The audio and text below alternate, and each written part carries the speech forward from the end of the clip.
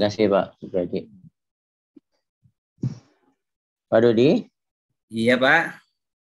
Oke. Di tugas di mana Pak? Saya bertugas di SD Kebon Pelok, Kecamatan Kalijaga, Kecamatan Harjamukti. Orang kota ya. Tinggal di? Saya tinggalnya ngekos Pak sementara. Asal saya dari Majalengka, perbatasan Ciamis. Oke. Oke Pak Dodi, siap uji ya? Insya Allah siap Pak. Pak Dodi, kalau menurut Pak Dodi, siapa sih yang dikatakan guru profesional seperti apa ya? Guru profesional itu guru yang memiliki 5 kompetensi menurut saya. Yang pertama kompetensi pedagogik, kompetensi kepribadian, kompetensi sosial, kompetensi profesional, dan yang terakhir ciri khas sebagai guru agama yaitu kompetensi leadership. Leadership ya. Nah, yang leadership itu seperti apa itu ya implementasinya di lapangan? Jadi yang dimaksud kompetensi leadership itu adalah kompetensi yang harus dimiliki seorang guru agama khususnya dalam memimpin, kompetensi kepemimpinan. Meskipun dia bukan seorang pemimpin di sekolahnya, tapi nilai-nilai kepemimpinan sebagai guru PAI, sebagai seseorang yang beragama Islam atau seorang tokoh di sekolah atau di masyarakat, dia memiliki jiwa kepemimpinan, mampu mengatur dirinya, mampu mengatur lingkungannya menjadi ke arah yang lebih baik atau ke arah yang diharapkan. Kompetensi yang kelima itu rujukannya ke mana Pak? Kalau rujukan formalnya dari PMA saya lupa itunya nomor PMA, ya. Ya kalau undang-undangnya sih kan 4 itu ya. Iya betul. Tambahan Pak. 1 itu berarti ciri khas PAI ya. Iya betul Pak. Oke. Pak Dodi bisa bacakan surat Al-Kafirun Pak? Siapa? A'udzu billahi minasyaitonir rajim. Bismillahirrahmanirrahim. Qul ya ayyuhal kafirun la a'budu ma ta'budun wa la antum 'abiduna ma a'budu wa la ana 'abidum ma 'abadtum wa la antum 'abiduna ma a'budu lakum dinukum waliyadin. Shadaqallahul azim. Ya, terjemahkan Pak. Qul, katakanlah ya Muhammad, ya ayyuhal kafirun, wahai orang-orang kafir, la a'budu, qul ya ayyuhal kafirun, la a'budu, aku tidak menyembah, la ta'budun, apa yang kamu sembah.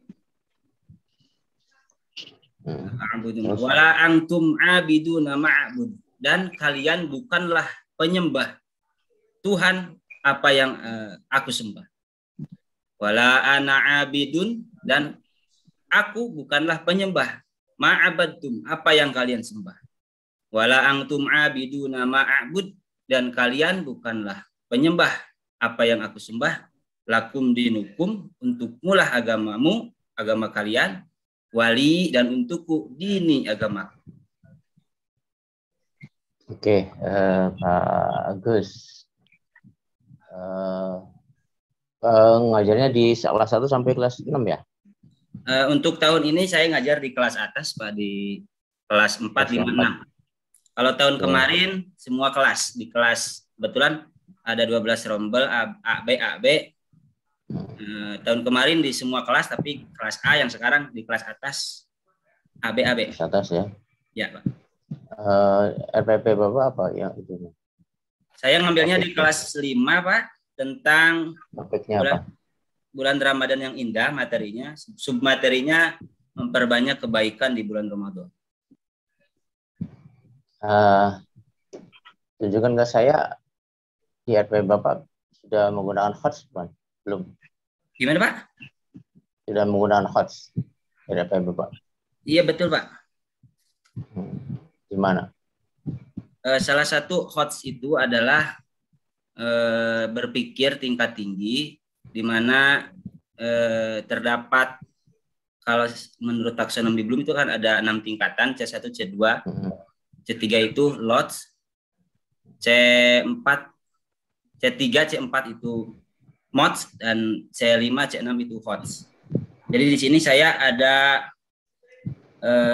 di dalam penerapan pembelajarannya, ada si anak itu menemukan dan menuliskan sendiri. Jadi ada kreativitas siswa dalam pembelajaran materi-materi tentang kebaikan-kebaikan di bulan Ramadan tersebut. Jadi kreativitas itu menjadi salah satu ciri hots di pembelajaran ini. Oke. Kalau kontennya seperti apa? Iya Pak. Konten tentang Ramadannya itu sumbernya dari mana Pak? Kalau konten-konten banyak sekali Pak, yang menjadi acuan materi pokok tentunya berasal dari buku siswa, dan langkah-langkah yang ditemukan berasal di buku guru. Tapi kita juga tidak menutup kemungkinan banyak sekali materi-materi atau konten yang berasal dari internet tentunya. Seperti di pelajaran saya di materi ini, saya mengambil banyak gambar-gambar di internet, sehingga anak itu menjadi tidak terfokus di satu sumber saja. Atau ada juga di lain kesempatan saya menyampaikannya dengan video misalnya seperti itu. Kontennya tidak monoton bacaan saja. Oke, terima kasih Pak. Cukup, Supri.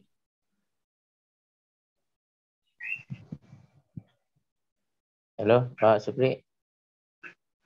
Cukup. Oh, Bu Eti langsung bisa nggak? Ya. Baik ya, Pak Supri, saya lanjutkan pengujiannya setelah Pak Saifuddin ya. Monggo Ibu, monggo. Ya. Halo Pak Dodi Udaswandi. Iya Bu. Apa kabar? Iya Bu, alhamdulillah baik. Mana sudah siap untuk diuji?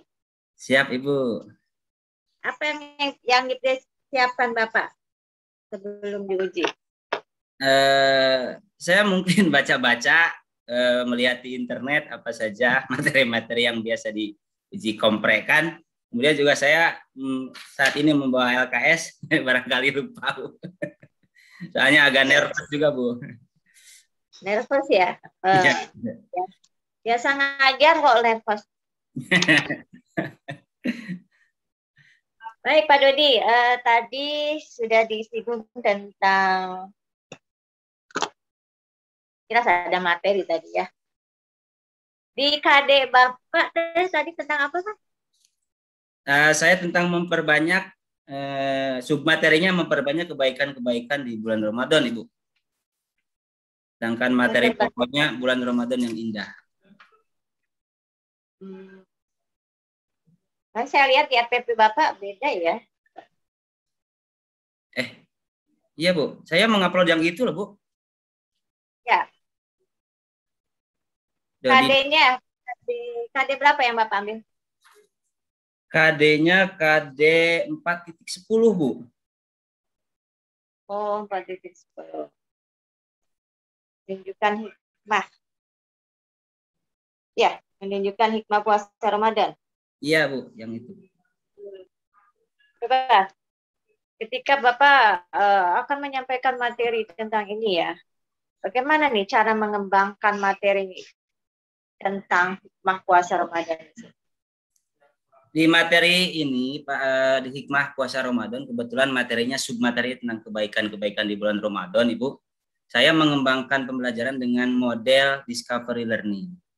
Jadi, model discovery learning ini diawali dengan menstimulasi siswa, baik dengan pertanyaan ataupun dengan gambar-gambar atau dengan pernyataan-pernyataan kecil seperti itu, agar siswa mengusik apa istilahnya kognitif awal yang dimiliki siswa seperti apa sehingga terjadi stimulan seperti itu. Dilanjutkan setelah itu siswa mengidentifikasi apa yang telah ditemukan dari stimulasi tersebut. Misalnya di pembelajaran saya, stimulasinya dilakukan dengan memperlihatkan gambar-gambar di bulan Ramadan seperti itu, Bu. Misalnya kegiatan kebaikannya kita menampilkan gambar buka bersama, kemudian tarawih berjamaah, kemudian ngabuburit lah istilahnya seperti itu, membantu orang tua. Itu gambar-gambar anak SD dengan video-video juga ditampilkan, jadi menyenangkan. Kemudian anak menyebutkan sendiri, mengumpulkan data dengan menyebutkan kegiatan-kegiatan tersebut. Mereka melihat sendiri, menemukan sendiri, menyebutkan sendiri juga. Kemudian secara berkelompok, si siswa itu ke depan menyampaikan apa yang telah mereka temukan dengan menyebutkan ini kebaikan saya seperti ini, seperti itu. Yang dilakukan oleh kelompok tertentu misalnya dalam diskusi itu. Seperti itu, Bu. Jadi menggunakan model discovery learning. Memang ini materinya termasuk materi yang mudah, Ibu. Ya, apa tujuan utamanya nih Bapak menggunakan model pembelajaran discovery learning? Oke, yang pertama mungkin diharapkan siswa bisa lebih aktif karena paradigma para siswa atau ibu bapak wali muridnya bahwa guru agama itu senangnya ceramah saja. Jadi dengan menggunakan model ini diharapkan si anak juga memiliki apa namanya ya, guru agama juga bisa kok menyenangkan seperti itu. Jadi siswanya bisa lebih aktif, siswanya bisa menemukan pelajaran sendiri dengan bimbingan guru tentunya kalau di sekolah dasar. Itu Ibu. Oke, ya, bagus. Jadi Bapak di sini dalam menyampaikan materi menggunakan model pembelajaran yang bisa membangun siswa, ya. Iya, betul. Ini merupakan salah satu dari bagian pembelajaran konstruktivisme, ya. Salah satu pembelajaran konstruktivisme itu adalah discovery learning. Nah, di dalam pengembangannya ya, yang saya tanya dalam pengembangan materinya, ya. Pengembangan materi itu ada materi yang sifatnya umum, ada juga materi yang sifatnya advance, ya. Ada materi yang umum, ada juga materi yang advance. Apa itu maksudnya? Materi apa? Oh, yang kedua Ibu, punten. Advance. Oh iya. Materi umum itu mungkin materi-materi yang terdapat di buku siswa atau di kurikulum lah pada umumnya Ibu ya. Sedangkan materi-materi seperti nasihat-nasihat seperti itu mungkin hanya dimiliki oleh tiap guru masing-masing. Jadi materi-materi itu dikembangkan tetapi tidak keluar dari materi pokok yang ada dalam pembelajaran tentunya. Misalnya ini kita menyampaikan kan di materi pokok tidak membahas mengenai tidur di waktu puasa misalnya. Itu contoh kecilnya. Jadi si guru tersebut menyampaikan pengembangan sikap-sikap negatif yang perlu dihindari misalnya seperti itu dalam materi ini tentunya Ibu.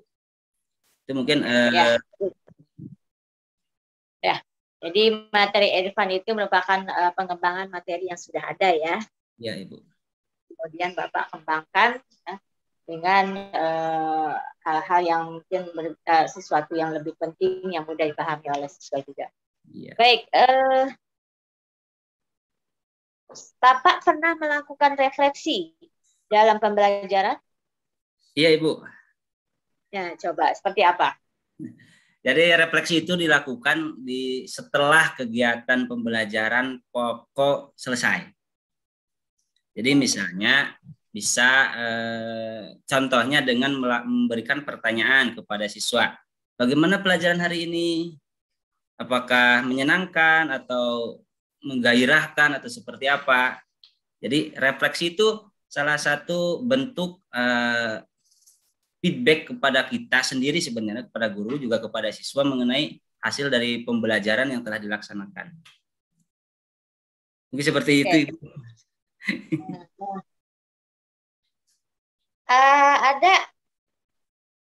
Apakah Bapak akan melakukan proses refleksi ya untuk kedepannya?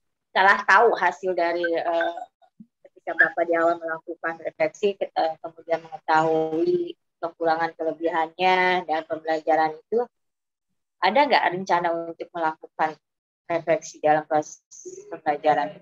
Tentu harus, Bu, karena salah satu fungsi dari mungkin adanya pembelajaran dengan model-model tertentu, kita bisa mengetahui apa yang dirasakan guru, apa yang dirasakan siswa.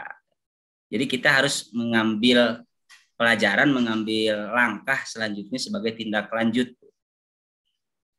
Mau tidak mau harus seperti itu, karena siswa harus tetap belajar dengan menyenangkan lagi, materi baru lagi dengan menyenangkan lagi, seperti itu Ibu menurut saya. Jadi Bapak pernah mengalami itu ya? Pernah melakukan refleksi diri, Pak? Secara tidak langsung dan secara langsung juga pernah, Ibu. Ya, bagus. Saya rasa cukuplah itu saja, nanti akan ditambahkan oleh Pak. Terima kasih, Pak.